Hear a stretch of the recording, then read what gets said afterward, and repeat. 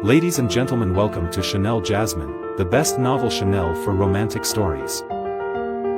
Hai guys, selamat datang di channel Jasmine, channel terbaik untuk menyimak novel-novel romantis. Mohon dukung channel ini dengan subscribe, like dan share video-video yang ada di channel ini. Terima kasih.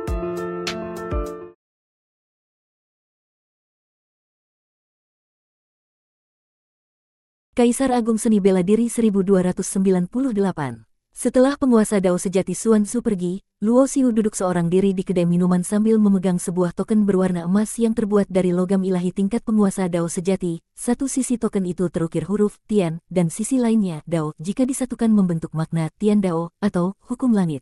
Token ini merupakan simbol identitas seorang kultivator tingkat penguasa Dao sejati, sebab hanya mereka yang telah mencapai tingkat tersebut yang pantas menyandangnya, dan hanya penguasa Dao sejati pula yang memiliki otoritas untuk memberikannya. Dari percakapannya dengan penguasa Dao sejati Xuan Zhu, Luo Xiu mengetahui banyak hal, termasuk bahwa gurunya, Wuji penguasa Dao sejati, ternyata belum gugur. Keberadaan dunia Huang Wuji yang terlalu misterius menjadikan tempat itu tak terjangkau, bahkan oleh sesama penguasa Dao sejati, dan gerbang teleportasi di lembah pedang pun telah lama hancur. Ia juga mendapat kabar bahwa Wuxin penguasa Dao sejati dari dunia Linglong akan mengadakan pertemuan besar di Sekte Suci Xuan Huang, yang hanya bisa dihadiri oleh mereka yang membawa token Tian Dao, artinya hanya para kultivator tingkat penguasa Dao sejati yang diundang. Mendengar lokasi acaranya, Luo Xiu sempat ingin menolak hadir karena pernah membunuh sang putri suci dari sekte tersebut, dan pihak Xuan Huang pun beberapa kali mencoba mencabut nyawanya. Jika ia benar-benar datang, bukankah seperti menjerumuskan diri ke dalam sarang harimau? Namun penguasa Dao sejati Xuan Zhu seolah memahami keraguannya dan menenangkannya, mengatakan bahwa Wuji penguasa Dao sejati juga akan hadir dan bahwa pertemuan sebesar ini tidak akan menjadi tempat yang cocok untuk adu kekuatan, bahkan oleh Wuxin sendiri. Keputusan tetap berada di tangan Luo Xiu, tapi pemberian token Tian Dao adalah bentuk pengakuan bahwa Luo Xiu kini dianggap sebagai keluarga sendiri. Biasanya, penguasa Dao sejati hanya memberikan token tersebut kepada pengikutnya, jadi siapapun yang memilikinya dianggap berada di bawah naungan penguasa Dao sejati pemberi token itu. Selain itu, tersirat bahwa Xuan Zhu dan Wuji masih menjalin aliansi. Meski tidak tahu pasti apa motif tersembunyi di balik semua ini, Luo Xiu merasa perlu lebih berhati-hati. Salah langkah sedikit saja, ia bisa kehilangan nyawa tanpa sempat menyadari siapa pelakunya.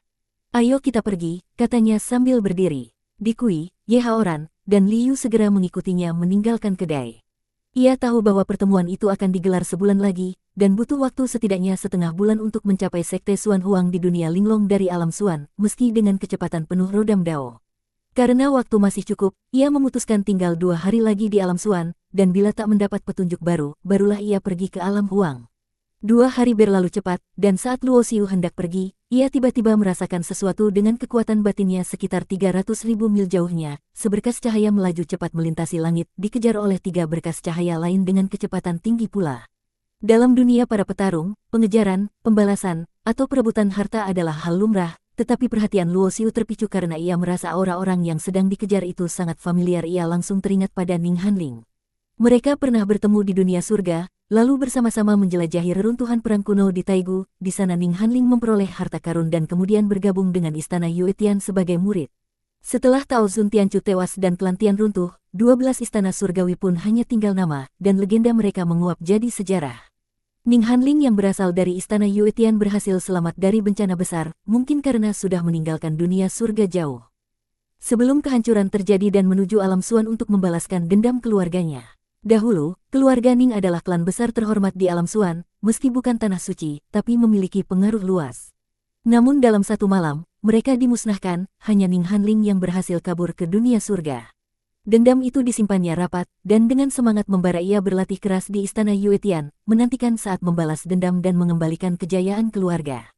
Ternyata, seperti dugaan Luo Xiu, Ning Hanling memang telah datang 2 tahun lalu ke alam Xuan dan mulai menyelidiki jejak pembantai keluarganya. Sayangnya, musuhnya terlalu licin. Setelah 2 tahun, ia baru mengumpulkan sedikit petunjuk, dan kini dirinya malah menjadi target. Berkat kesempatan di reruntuhan kuno dan bimbingan di istana Yue Tian, ia telah mencapai tingkat pertengahan Kaisar 9 Roda.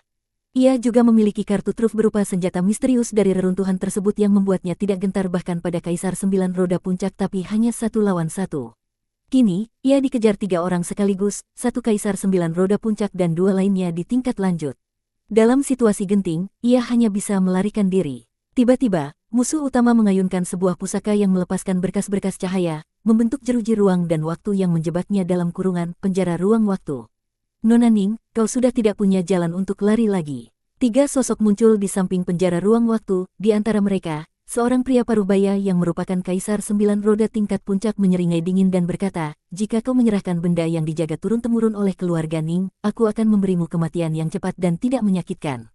Ledakan es abadi, sahut Ning Hanling dengan dingin, melepaskan kekuatan es membeku tak berujung dari tubuhnya. Ini adalah warisan yang ia peroleh dari reruntuhan pertempuran kuno di Taigu, kekuatan yang telah menyatu dengan kekuatan bulan surgawi, bahkan dapat membekukan ruang dan waktu. Namun meski telah mengerahkan teknik pamungkasnya, kekuatannya sama sekali tak mampu mengguncang jeruji ruang waktu itu, semua energi terkunci di dalam, tak bisa menyebar keluar. Melihat itu, wajah Ning Hanling berubah tegang padahal teknik ini sebanding dengan serangan seorang kaisar 9 roda tingkat lanjut, tetapi tetap tak sanggup menggoyahkan kurungan itu, menandakan bahwa kekuatan ruang waktu yang mengurungnya berada di tingkat yang sangat tinggi. Jangan buang tenagamu, kata pria parubaya itu dingin, tanpa kekuatan tingkat tertinggi, penjara ini tak mungkin dihancurkan. Aku tak punya banyak waktu. 3 hitungan. Kalau tidak menyerah, aku punya 1000 cara membuatmu lebih menderita daripada mati. Mendengar itu, hati Ning Hanling langsung tenggelam ke dasar jurang. Ia tahu betul bahwa jika tertangkap, apalagi sebagai wanita muda cantik, ia pasti akan mengalami hal-hal yang lebih buruk daripada kematian. Bahkan mungkin, saat ingin mati pun ia tidak akan diberi kesempatan. Namun, sebelum si pria sempat mulai menghitung, sebuah suara tiba-tiba terdengar dari belakangnya, benda apa yang dijaga turun-temurun oleh keluarga Ning.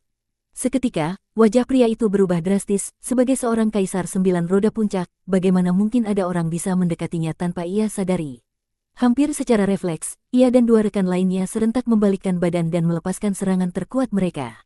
Mati saja, bentak Dikui sambil melambaikan tangan. Seketika gelombang kekuatan dahsyat menyapu bersih serangan mereka dan menghancurkannya sepenuhnya. Boom, boom, boom. 3 semburan kabut darah meledak di udara. Menghadapi Dikui yang telah mencapai tingkat puncak, 3 kaisar 9 roda itu sama sekali tak punya daya. Melawan, jiwa dan tubuh mereka hancur seketika. Luo Xiu lalu menjulurkan tangan, menyambar 3 cincin penyimpanan mereka, dan menyerahkannya begitu saja kepada Ye Haoran dan Liu. Ia tak meminta Dikui menyisakan satu pun karena ia tahu pasti bahwa ketiganya berasal dari kekuatan bernama penguasa dunia. Dahulu ia sempat menduga bahwa keluarga Ning dimusnahkan karena menyimpan pecahan gerbang Dao misterius, tapi setelah dipikir ulang, jika benar begitu, penguasa Dao sejati Xuan Zu tak mungkin diam saja. Jadi benda yang dijaga keluarga Ning pasti bukan itu. Setelah membunuh 3 pemburu dari penguasa dunia, Luo Xiu menjulurkan tangannya dan memperkecil jeruji ruang waktu itu, cahaya-cahaya yang membentuk kurungan terkumpul di telapak tangannya dan berubah menjadi sebuah mutiara berwarna perak. Itu adalah senjata ilahi tingkat rendah khusus untuk mengurung musuh walau bukan kelas tertinggi, nilainya bahkan melebihi banyak senjata tingkat menengah. Ning Hanling tak menyangka dirinya diselamatkan, apalagi oleh Luo Xiu. Melihat bagaimana Dikui yang begitu kuat berdiri hormat di belakang Luo Xiu padahal barusan menghabisi 3 musuh selevel dengan sekali tebasan, ia menyadari, Luo Xiu kini pasti telah mencapai tingkat kekuatan yang nyaris tak terbayangkan. Nona Ning, lama tak bertemu, sapa Luo Xiu dengan senyum lembut. Terima kasih atas penyelamatannya, Tuan Luo, jawab Ning Hanling sambil menunduk penuh hormat. Tak perlu berterima kasih, kita kan pernah saling kenal, kata Luo Xiu santai. Ia memang cukup menghargai Ning Hanling, apalagi karena dulu ia pernah menyelamatkan nyawa Yan Siruo dalam perjalanan ke dunia 3000. Kenapa Tuan bisa ada di alam Xuan? Tanya Ning Hanling setelah tenang. Aku sedang mencari seseorang, kebetulan bertemu denganmu, jawab Luo Xiu sambil melambaikan tangan dan menampilkan citra 3 orang Duan Kong, Ji Xiaozi, dan Luo Hanyu seraya bertanya, apakah kau pernah melihat mereka di alam Xuan?